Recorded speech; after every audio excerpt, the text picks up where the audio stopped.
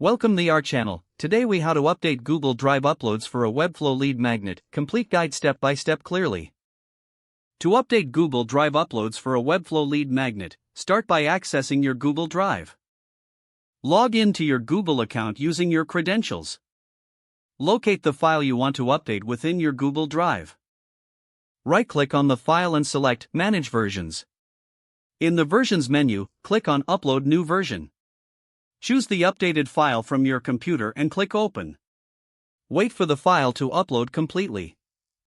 Once uploaded, ensure that the version is saved by reviewing the version history.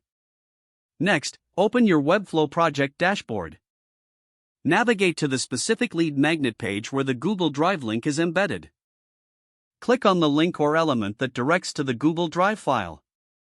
In the Settings panel, find the URL for the Google Drive link.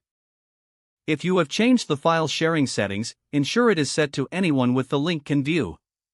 Copy the updated sharing link from Google, return to your Webflow project and paste the new link into the appropriate field. Save your changes in Webflow. Publish your website to make the updates live. Check the lead magnet link on the published site to confirm that it is functioning correctly. If necessary, test the file to ensure that it opens as expected. Review the entire process to ensure all steps were successfully completed. Your updated Google Drive upload is now linked to your Webflow lead magnet. If the page does not load, refresh the browser or try again in a private or incognito window. Make sure you are using the correct email address, then retype it carefully to avoid small typos. If your password is not accepted, use the reset option and create a new strong password you can remember.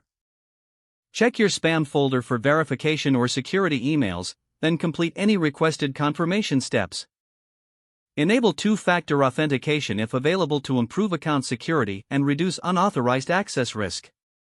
After signing in, review your profile details so your contact information and settings are accurate and current. If you see an error message, note it down and try again after restarting your device and internet connection. Log out when you finish, especially on shared devices, to keep your account and payment information secure.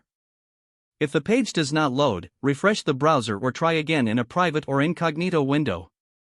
Make sure you are using the correct email address, then retype it carefully to avoid small typos.